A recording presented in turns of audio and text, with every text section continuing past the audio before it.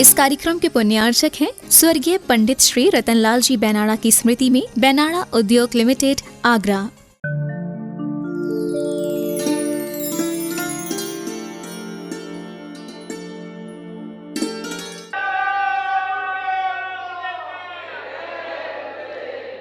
यह मूक माटी महाकाव्य का वाचन भावार्थ शुरू करें उससे पूर्व एक शिकायत मिली थी। महाराज जी, आप लोग तो प्रतिकूलता सहन कर लेते हैं, लेकिन जब लोग हम इस सदन में आते हैं तो हमसे सहन नहीं होता है। कुछ इस प्रकार की व्यवस्था हो जाए ताकि अधिक से अधिक लोग बैठ सकें। तो हमने यही कहा था, श्रावक और साधु की चर्या में अंतर होता है। साधु की चर्या अपनी होती है, श्रावक की अपनी होती है।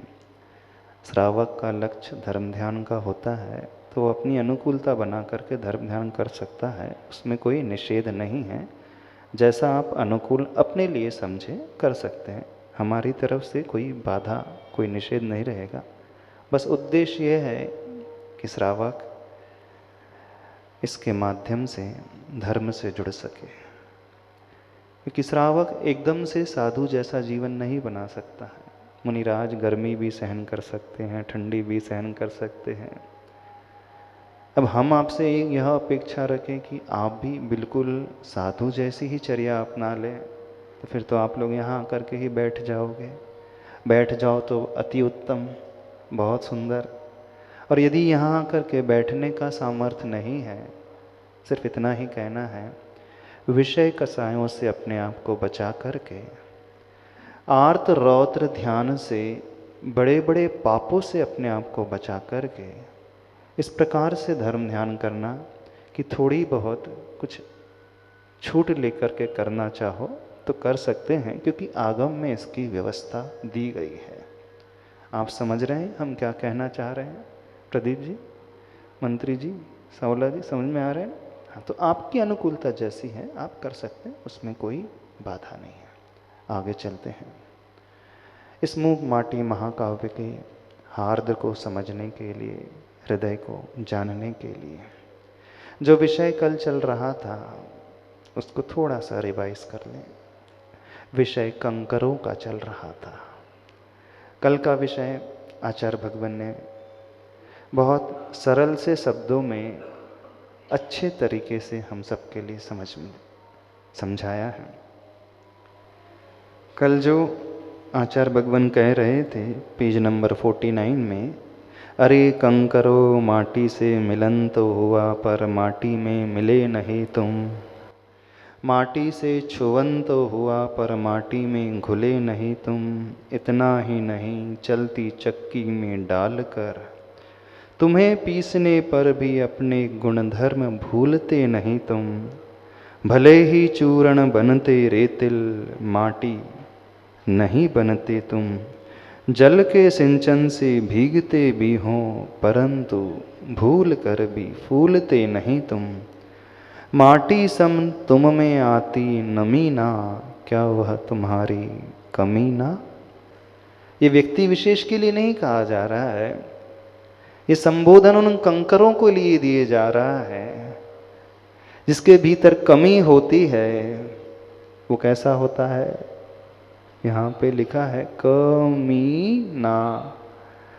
तो एक बात समझो, कंकर की भांति तो नहीं हो जो माटी में रह कर के मिलते नहीं, माटी को छू कर के घुलते नहीं, पीस देने पर भी अपने स्वभाव को भूलते नहीं। वही किसकिसाहट रोटी में, टिक्कड़ में जैसे आ जाती है, यदि मिल जाए तो आ जाती है कि नहीं? मिल जाती है, उस बाटी वाफले में आ जाती है, तो ऐसा हो जाता है।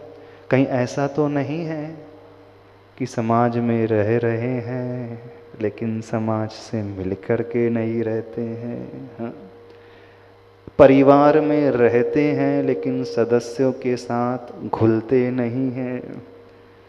कुछ कहा भी जाए, कुछ दबाव भी दिया जाए, झुक भी जाते हों, लेकिन अंदर ही अंदर अपना स्वभाव छोड़ते नहीं हो। ऊपर दिखाने के लिए थोड़ा नरम भी हो जाते हों, लेकिन जैसे वो हम कंकड़ पीस दिए जाते हैं, दिखता नहीं है, लेकिन अपना परिचय वो किस किस के रूप में दे ही देता है। इसकी थोड़ी सी विशल किसकिसाहट के रूप में वो अपनी उपस्थिति दर्ज करा ही देता है। तो कुछ लोग कैसे होते हैं, रहते साथ में लेकिन मिलकर के नहीं रहते, उठते बैठते खाते पीते हैं लेकिन घुलते नहीं हैं, और समझाने पर भी ऊपर से तो ऐसा रिप्रेजेंट करते हैं कि हम समझ गए हैं, लेकिन जब जब मौका मिलता है तो अपना परिचय वो दे ही देते हैं। याद रखना, मैं कंकर हूँ, और कंकर जो है वह स्वभाव को छोड़ता नहीं। इतना ही नहीं, जल के सिंचन से भीगते भी नहीं हूँ। तो धर्म रूपी जल का जो सिंचन हो रहा है, उससे भीग रहे हो कि नहीं भीग रहे हो? ये जो उपदेश आचार्य भगवान दे रहे हैं, सब श्रावकों के लिए, सामान्य व्यक्ति के लिए, कहा तो कंकरों के लिए जा रहा है, लेकिन अपने अपने भीतर लगा लेना। कई बार ऐसा ही हो जाता है, हम इसी प्रकार से रहते हुए भी आपस में सामंजस्य नहीं बैठा पाते हैं। होता है ना, परिवार में 4 सदस्य हैं, हस्बैंड वाइफ है, यह भी निश्चित है कि रहना जीवन भर साथ है। ना आप उसे छोड़ सकते हो, ना वो आपको छोड़ सकती, ना सासू बहू को छोड़ सकती, ना बहू सासू को छोड़ सकती। बच्चे पिता के साथ रहेंगे, पिता भी रहेंगे, रहना वर्षों तक साथ ही है। साथ रहते हुए भी क्यों नहीं एक दूसरे के स्वभाव को समझ करके आपस में सामंजस्य बैठाना सीखते हो? क्यों नहीं थोड़ा झुकना जानते हो? थोड़ा आप झुकोगे तो वो भी झुक जाएगा। कब लड़ाई होती है आपस में, न वो झुकने को तैयार है, न वो सुनने को तैयार है, न आप उसकी मानने को तैयार है। ऐसा लगता है हम यदि उसकी मान ले तो हम छोटे हो जाएंगे, जबकि हम तो बड़े हैं। ऐसे ही प्रतीत होता है। जब जब हम सुनने को तैयार नहीं होते हैं, सामने वाले के भावों को समझने के लिए तैयार नहीं होते हैं, तो हम कंकड़ ही बन जाएंगे। कहना है कंकड़ बन करके मत रहना, रहोगे साथ में लेकिन हमेशा किसकिसाहट ही पैदा करोगे। ऐसा तो नहीं जीवन। अच्छे अच्छे लोगों का जीवन ऐसा हो जाता, हमने देखे, कई परिवारों को देखा है। बाहर से कोई कमी नहीं, पैसे की कोई कमी नहीं, सुविधाओं की कोई कमी नहीं, सब कुछ है, लेकिन सब एक दूसरे के लिए कंकड़ बन करके रह रहे हैं। ऐसा ही है ना। बस अंतर इतना है कि कुछ बड़े कंकड़ हैं, कुछ छोटे कंकड़ हैं, कुछ उस आटे में पिस गए उस भांति होते हैं। अंतर इतना ही आ जाता है। दूसरों के लिए ना सही, कम से कम अपने लिए, अपने वालों के लिए सही माटी बन जाओ। इतना भी नहीं कर सकते आप लोग जीवन में। या तो आप उन्हें अपना वाला नहीं मानते होंगे। ये तभी होता है, व्यक्ति जब सामने वाले को अपना वाला नहीं मानता है, वो पराया मानता है। तो एक साथ रह कर के भी अपने वाले नहीं रहते हैं, ऐसा लगता है सब पराए लोग रह रहे हैं। जैसे किसी धर्मशाला में रुका जाता है ना, बाहर से लोग आते हैं, भिन्न भिन्न शहरों से आते हैं, वो मानसिकता यही लेकर के आते हैं कि तो अलग है, दूसरे शहर का है, दूसरे शहर का है। जैसे होटल में रुकते हैं, लेकिन अंदर यही मेंटलिटी रहती है, ये भिन्न भिन्न क्षेत्र से आए हैं। तो आप लोग घर में रहते हो कि होटल में रहते हो, धर्मशाला में रहते हो, कहाँ रहते हो?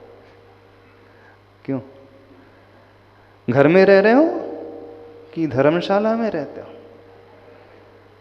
कहोगे यही धर्म घर में रहते हो,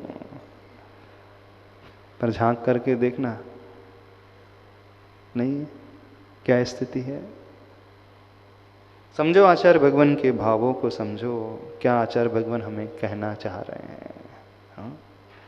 ये तब संभव होगा जब हम सामने वाले को अच्छे से समझेंगे, उसे हम देना चाहेंगे तो हम वह भी पा सकते हैं जो हम अंदर से सोचते हैं। यदि किसी से कुछ पाने की अपेक्षा है, सबसे पहला रूल है उसे कुछ देना सीखो। आप थोड़ा भी दोगे तो वो आपको बदले में ज़्यादा लौटा करके देगा। लेकिन हम हैं कि कुछ देना नहीं चाहते, सिर्फ अपेक्षा रखते हैं कि वही हमें दे, वही हमें दे। और जब ऐसी धारणा बन जाती है, सारी खुशियां समाप्त हो जाती हैं। बाहर से एक हैं लेकिन भीतर से सब पूरब पश्चिम उत्तर दक्षिण 8 दिशाओं में 10 दिशाओं में चल रहे हैं। 8 मेंबर है तो 8 दिशाओं में, 4 मेंबर है तो 4 दिशाओं में चल रहे हैं। नहीं चल रहे? गलत तो नहीं कह रहे हो? क्या करना है? बस इतना करना है, माटी के साथ रह रहे हो, दूध के साथ रह रहे हो तो उस जैसा रहना सीखो। आगे चलते हैं पेज नंबर 50 में। तुम में कहाँ है वह जल धारण करने की क्षमता, जलाशय में रहकर भी युगों युगों तक नहीं बन सकते जलाशय तुम। मैं तुम्हें हृदय शून्य तो नहीं कहूँगा, परंतु पाषाण हृदय अवश्य है तुम्हारा। दूसरों का दुख दर्द देख कर भी नहीं आ सकता कभी उसे पसीना, है ऐसा तुम्हारा सीना। थोड़ी और कड़वी बात कह दी आचार्य भगवान ने। जल धारण करने की क्षमता कहाँ है तुम में? है? जल को एब्जॉर्ब करने की क्षमता है? कंकड़ जो होता है, एक बूंद भी जल को अवशोषित नहीं कर सकता, एब्जॉर्ब नहीं कर सकता। इवन पानी की टैंक में भी उसे डाल दो, दिन भर वो पानी में भी क्यों ना डूबा रहे, तो भी वह अंदर से भीगता ही नहीं। वर्षों तक उसे ऐसी डले रहने दो तो भी वो नहीं भीगते। नदी में कुछ ऐसे पत्थर होते हैं, नदी में ही रहते हैं, पानी में ही रहते हैं, जीवन भर पानी में रहते हैं, लेकिन एक बूंद भी पानी को वो सोख नहीं पाते, भीग नहीं पाते, अंदर से गीले नहीं हो पाते। कुछ लोग ऐसे होते हैं संसार में, जीवन भर वो बिल्कुल वैसे ही रहते हैं, अपने नेचर को बदलते ही नहीं। जो नेचर बना करके रखा है वैसे ही नेचर है। कितना भी उन्हें समझाओ, कितने भी वो प्रवचन सुन लें, कितना भी वो स्वाध्याय कर लें। पहली बार प्रवचन सुन रहे हैं आप लोग आगरा वालों? क्यों सत्येंद्र जी, पहली बार गुरु का सानिध्य मिला है? बहुत बार मिला है। कितने प्रवचन नहीं सुने होंगे? बहुत सुने। तो जैसे पहले थे वैसे ही आज भी होना? जी महाराज, कम से कम स्वीकार तो लिया। यानी नदी के उन पत्थरों की भांति हो, भीगते ही नहीं हो। यदि ऐसा नेचर बना करके रखा है तो समझो क्या है। पत्थर एक इंद्री है, उसके पास मन नहीं होता है, विवेक नहीं होता है, समझ नहीं होती है। आप तो मनुष्य हो, पंचेंद्री, संगी, मन वाले, पढ़े लिखे, विवेकशील, स्वाध्यायशील, विद्वान, श्रोता, पुजारी, भक्त, और क्या क्या हम कह दें और उपाधि दे दें कि कम है उपाधियां? और उपाधियां दे दें आप लोगों को? हाँ बहुत है, इतनी पर्याप्त, सफिशिएंट है। हाँ तो वो पूछ रहे हैं शिविर में बैठोगे 10 लक्षण धर्म में? तो वो इस कारण मना कर रहे हैं, महाराज जी इतने वर्ष निकल गए, इतना सुन लिया, आज तक कोई नहीं फर्क पड़ा है, कुछ फर्क नहीं पड़ा, तो शिविर में बैठकर कौन सा फर्क पड़ जाएगा? इस कारण हम बैठ ही नहीं। ऐसी धारणा तो नहीं बना रही है। कई बार ऐसी भी धारणा बना लेते हैं, जब व्यक्ति बहुत पुरुषार्थ करता है, बहुत मेहनत करता है, फिर भी उसका जीवन नहीं बदलता है, दिन नहीं बदलते हैं, तो वो अपने आप को मान लेता अब तो मेरा जीवन ही ऐसा है, मैं तो रहने का आदी ऐसा ही हो गया हूँ। लेकिन ये तब होता है जब पुरुषार्थ करने के बाद भी उसे सफलता नहीं मिलती। लेकिन आपके क्षेत्र में क्या है, आपसे इन द सेंस श्रावकों के, संसार के क्षेत्र में, बुरा मत मानना, आप ही के लिए अकेले नहीं कह रहे हैं, सबके लिए कह रहे हैं। तो व्यक्ति पुरुषार्थ ही नहीं करता, सबसे बड़ी कमी इस बात की है। यानी हम सोचते ही नहीं है कि हमें अपने आप को बदलना है, अपने नेचर में थोड़ा सा परिवर्तन लाना है।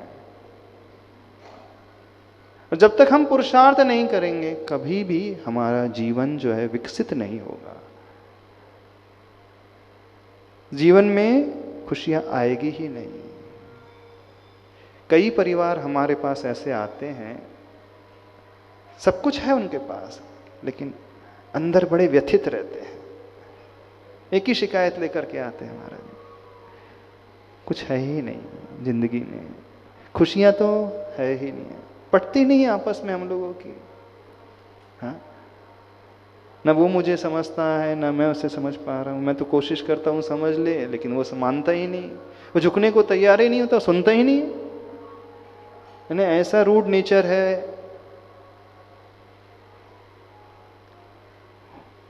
प्राय हर जगह मिल जाएंगे, और यदि हम कहते हर घर में मिल जाए तो भी अतिशयोक्ति नहीं होगी, एग्जैगरेशन नहीं होगा, होगा ना।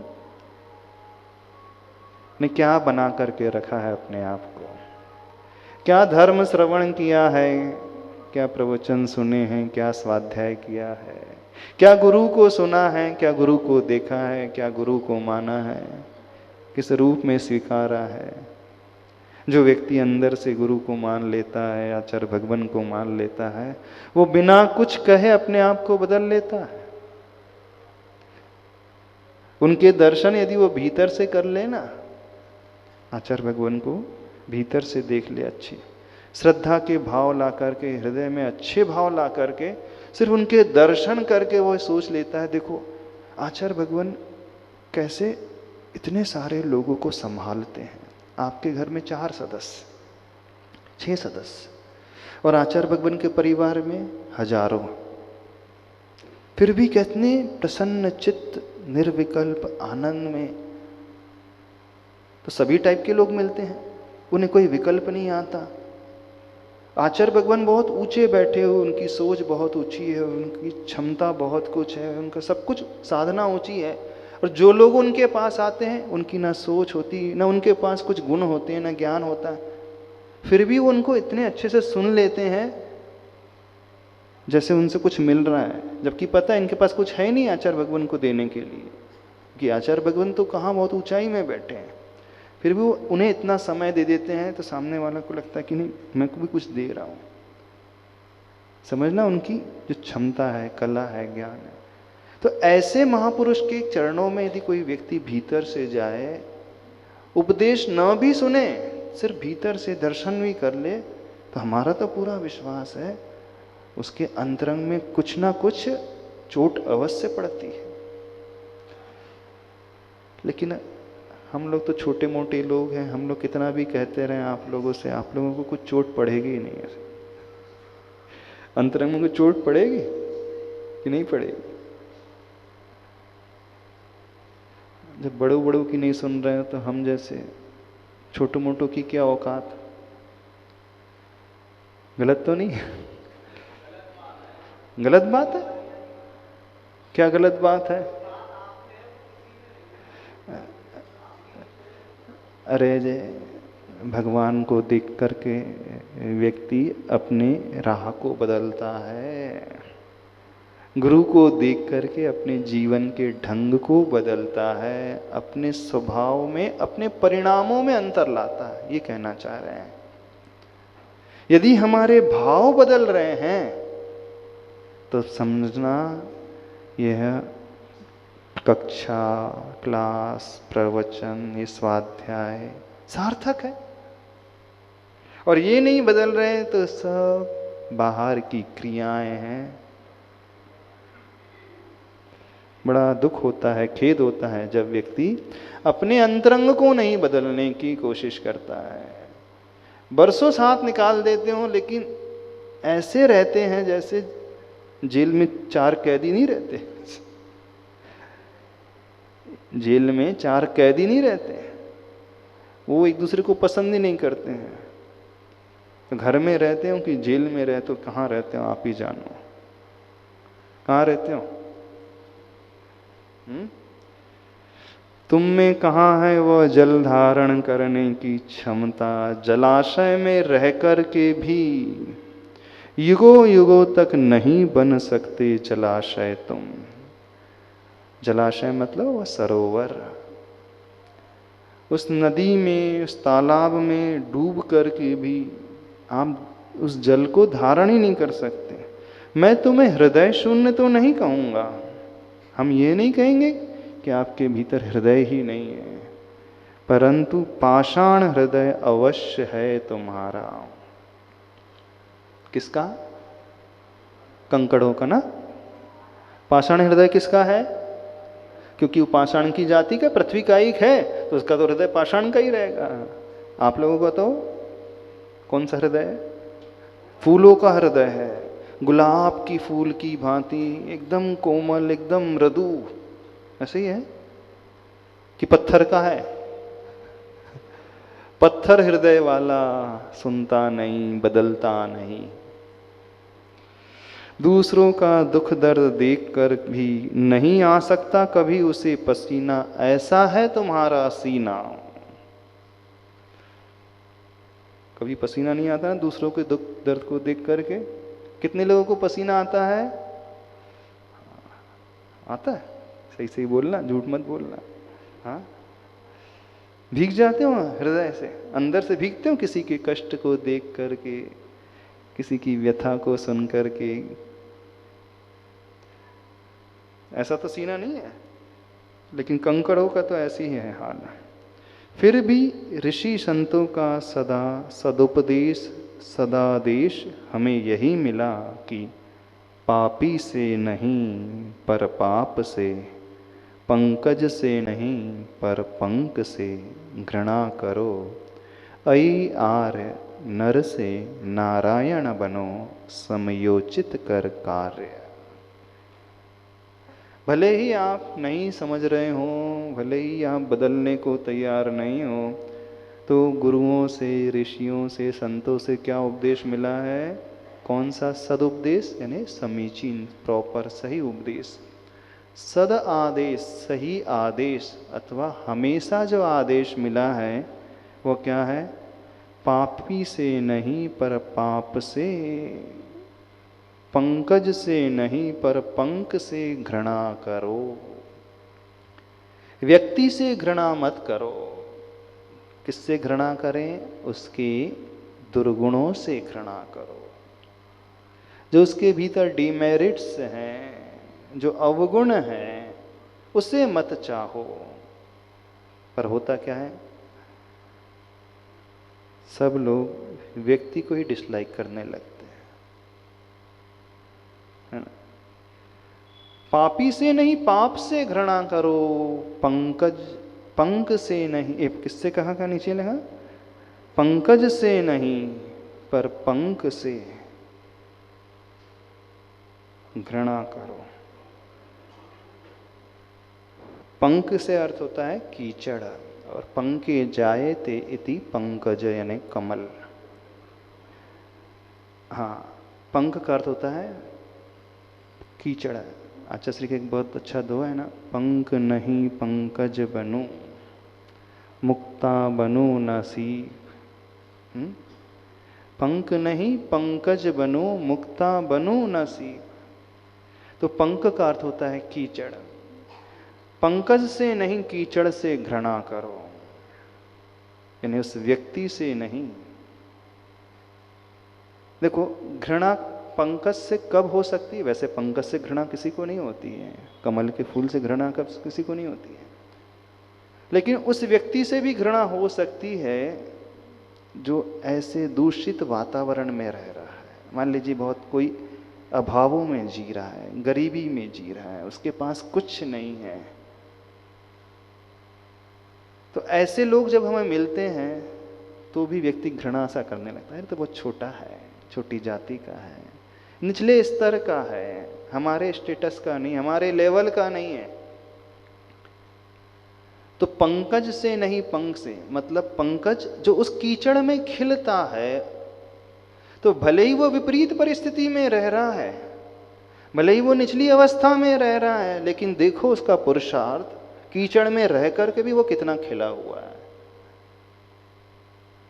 अथवा इसका दूसरा अर्थ, पंख यह शरीर दुर्गंधित है ना, असुचिमय, मल का पिटारा, हम इस शरीर में रहने वाली आत्मा को चाहें, न कि उस शरीर को चाहें। थोड़ा और गहरा अर्थ निकाल लें। पंख में पंकज खिलता है, कीचड़ में कमल खिलता है। हमारी आत्मा जो है उस पुष्प की भांति, कमल की भांति, और ये शरीर जो है दुर्गंधित है, कीचड़ की भांति है, मल से भरा हुआ है, पीप से भरा हुआ है, गंदगी से भरा हुआ है। तो हमारी दृष्टि कहाँ होना चाहिए? उस पुष्प की ओर, उस फूल की ओर होना चाहिए। हम इस शरीर को लेकर के जो व्यक्ति घृणा करने लगता है, कब घृणा हो जाती है? जब किसी को रोग हो जाता है ना, किसी को पैरालिसिस हो जाए, किसी को बेड सोल हो जाए, वो बेड पे पड़ा रहे, बेड पे ही सारी एक्टिविटीज करता हो, तो जो निर्विचिकित्सा अंग वाला जीव होता है वही सेवा कर सकता है, वही वैयावृत्ति कर सकता है। कब कर सकता है? जब उसकी दृष्टि उस शरीर में रहने वाली गुणी आत्मा की ओर रहती है। और यदि दृष्टि में वो शरीर आ गया जो सड़ रहा है, गल रहा है, जिसमें से खून निकल रहा है, ऐसे ऐसे बेड सोल्स हो जाते हैं, बेड सोल में ऐसे ऐसे फोड़े हो जाते हैं बड़े बड़े, इसमें मक्खियाँ भिनभिनाती रहती है, एक नहीं दो नहीं, पूरे शरीर में। पीछे देखो, जब वृद्धावस्था आ जाती है, उस अवस्था में यदि किसी को पैरालिटिक अटैक आ जाए अथवा कुछ इस प्रकार का रोग हो जाए कि बॉडी का एक पोर्शन सेंसलेस ही हो जाता है, तो न करवट बदल सकता है, न कुछ कर सकता है। अथवा वृद्धावस्था में ठीक है, ऐसा रोग नहीं है, लेकिन शरीर एकदम जीर्ण शीर्ण हो जाता है, लोगों को घृणा होने लगती है, होती है कि नहीं? और ऐसी घृणा के कारण वो सेवा नहीं करना चाहता अपने वृद्धों की, बुजुर्गों की, दादा दादी की। बोले अरे शरीर से दुर्गंध आ रही है, देखने में अच्छा नहीं लग रहा है, वो चमड़ी लटकी हुई है, वो गंदगी शरीर से बहती है। तो आचार्य भगवान कह रहे हैं हमें क्या देखना है? दृष्टि में वो पंकज लेकर के आना है, उस आत्मा को लेकर के आना है। जब दृष्टि में वो आत्मा आती है तभी व्यक्ति निर्विचिकित्सा अंग का पालन कर सकता है। तो बाहरी वातावरण को हमें घृणा से नहीं देखना है, कहने का अभिप्राय है। यही ऋषि संतों की सीख रही है, नर से नारायण बनो समयोचित कर कार। कितने लोग नर हैं यहाँ? हाँ, नर से मतलब पुरुष नहीं अकेले, नर से मतलब वह आत्मा रूपी पुरुष, चाहे वो पुरुष की आत्मा हो चाहे वो स्त्री की आत्मा हो। तो नर से नारायण बनो, यानी कुछ ऐसा पुरुषार्थ करो जो नारायण की ओर लेकर के जाए, यानी भगवान की ओर लेकर के जाए। कैसे होगा वो? समय के उचित कार्य जब किया जाता, समयोचित कर कार्य का मतलब जिस समय की मांग के अनुरूप जब व्यक्ति कार्य करता है, सही कार्य करता है, तब उसके भीतर वो नर से नारायणपना प्रकट होता है। इसका अभिप्राय है उसके भीतर वो गुण प्रकट हो जाते हैं जो भगवान के भीतर होते हैं। आई है ना संबोधन, हे कंकड़ मैं तो तुम्हें आर्य मान रहा हूं, अथवा ऋषि मुनि संबोधन करते हैं आर्य सज्जन पुरुष। तुम्हें क्या करना है? आप सज्जन पुरुष हो ना, सज्जन हो कि नहीं? आर्य और आर्या सज्जन हो ना। सज्जन मतलब विद्वान, अच्छे अच्छे कार्य करने वाले, समझदार। सभी समझदार हैं, हम तो ऐसे ही मानते हैं, क्योंकि आगरा नगरी विद्वानों की नगरी है। नगरी है ना विद्वानों की, नहीं, स्वाध्यायशीलों की नगरी है। तो सभी समझदार लोग हैं, पढ़े लिखे हैं। तो जो पढ़ा लिखा होता है उसके लिए समझ लो संबोधन जो है आर्य। तो आपको क्या करना है? नर से नारायण बनना है कि और कुछ बनना है, कि नर से त्रियंच बनना है? नर से नारायण भी बना जा सकता है, नर से त्रियंच भी बना जा सकता है, कि नर से नारकी बनना है। नर की भी वही राशि, नारायण की भी वही राशि, और नारकी की भी वही राशि। यानी एक ही लेटर से शुरू होता है ना, तो सबकी राशि तो एक ही आएगी। न अक्षर से शुरू होता है, तो न अक्षर से शुरू होता है, उसकी कौन सी राशि होती है? कौन है पंडित बैठा है? हाँ, कौन सी? अच्छा, वृश्चिक राशि। न अक्षर का मतलब वृश्चिक राशि। तो आप तो वृश्चिक राशि वाले हो, तो उसी वृश्चिक राशि में नर से नारायण भी बना जा सकता है, और नर से नारकी भी बना जा सकता है। तो कहाँ क्या बनना है? समझ में आ रहा है? नहीं, नारकी, नारकी इधर है और नारायण ऊपर है। अच्छा, सही सही बता दो जितने लोग बैठे हो, आपको लगता है कि आप लोग नरक नहीं जाओगे? हमने उल्टा पूछ लिया। हमने तो ये नहीं पूछा आपसे कि आपको क्या लगता है कि आप स्वर्ग जाओगे, ये नहीं पूछा। हमने कहा कितने लोगों को लगता है कि वे नरक नहीं जाएंगे मर करके अगले भाव में?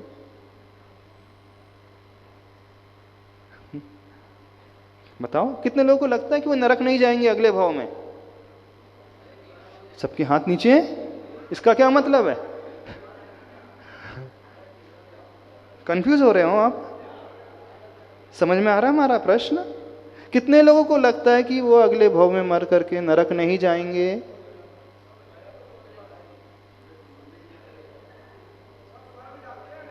अच्छा, वो मंत्री जी बोल रहे हैं मरने के बाद क्या लिखा जाता है? स्वर्गवासी। सभी लोग स्वर्गवासी।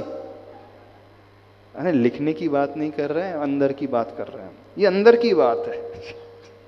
हाँ, तो बताओ, क्या जैसा जीवन है उस जीवन को आप जो जी रहे हो उसे देख करके लगता है कि आप नरक नहीं जाओगे? आप ही से पूछ रहे हैं, हम नहीं कह रहे। अच्छा, कितने लोगों को लगता है कि मर करके वो नारायण जैसे स्वर्ग आदि पहुंच जाएंगे? नारायण जैसे कार्य करके, भगवान जैसे, मतलब नारायण से और कहीं नहीं जाना। अच्छा, स्वर्ग कितने चले जाएंगे मर करके स्वर्ग? थोड़ा हाथ तो खड़े कर लो। आपको पूरा कॉन्फिडेंस है कि नहीं हमारे कार्य जिंदगी में ऐसे हैं, हमारा जीवन इस प्रकार का है, हम ऐसे पाप नहीं कर रहे हैं, इतने व्यसन आदि नहीं कर रहे हैं, इतने गलत तरीके से नहीं रहते हैं, इतना परिग्रह हमने नहीं जोड़ करके रखा, इतनी मूर्छा, इतनी तृष्णा, इतनी हाय हाय नहीं है कि हम नरक चले जाएं। इतना तो समझते होंगे कि नहीं समझते? इतने पढ़े लिखे तो ये तो जो बाल बोध पढ़ता है ना, पाठशाला जाता है, पहला भाग पढ़ता है, उस बच्चे को भी रटा रहता है ना, पाप जो करता है वो कहाँ जाता है? नरक जाता है। तो आप लोग तो पाप करते नहीं होंगे, कोई पाप नहीं करते ना आप हिंसा करते होंगे, ना आप झूठ बोलते होंगे, ना चोरी करते होंगे, ना कुशील सेवन करते होंगे, ना बहुत सारा परिग्रह का अंबार लगा करके रखा होगा। सारे पुण्यात्मा हो ना? पुण्यात्मा हो कि नहीं? बता तो दो। तो इतना ही कहना है, भले ही नारायण ना बन सको लेकिन नारकी मत बनना, बस इतना कहना। भले ही भगवान ना बन सको लेकिन नीचे मत चले जाना। महाराज श्री, क्या मोक्ष का रास्ता स्वर्ग होकर जाता है? अच्छा, वो पूछ रहे हैं क्या मोक्ष का रास्ता स्वर्ग होकर के जाता है? नहीं, मोक्ष का रास्ता मुनि बन करके जाता है।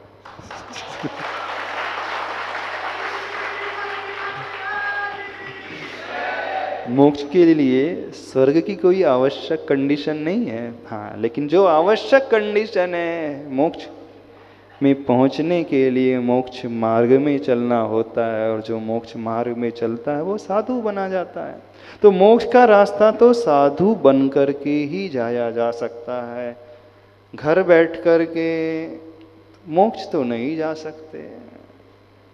कितना भी पुण्य का कार्य कर लो, कितनी भी भक्ति कर लो, कितनी भी पूजा कर लो, कितना भी दान दे लो, हाँ उन कार्यों से तो स्वर्ग मिलेगा, लेकिन मोक्ष बनने के लिए तो सब कुछ छोड़ना पड़ेगा, यानी त्याग करना पड़ेगा, संयम अपनाना पड़ेगा।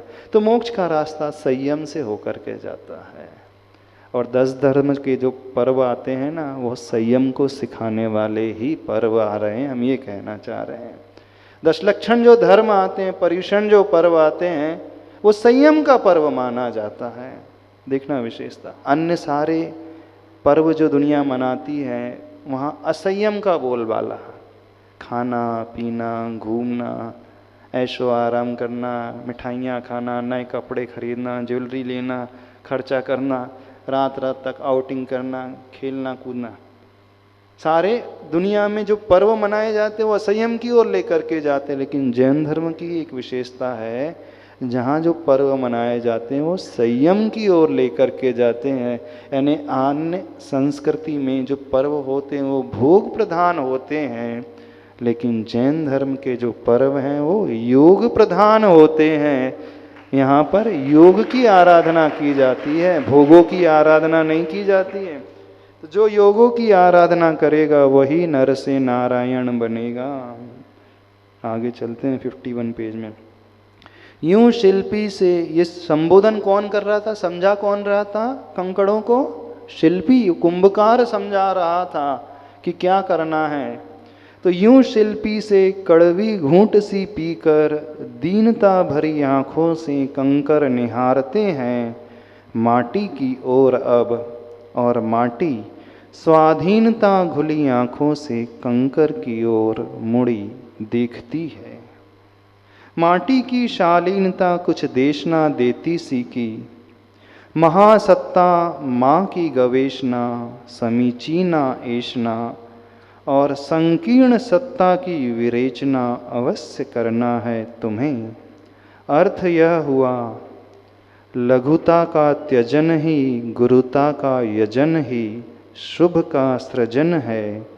अपार सागर का पार पा जाती है नाव, हो उसमें छेद का अभाव भर। समझ में आ रही है बात?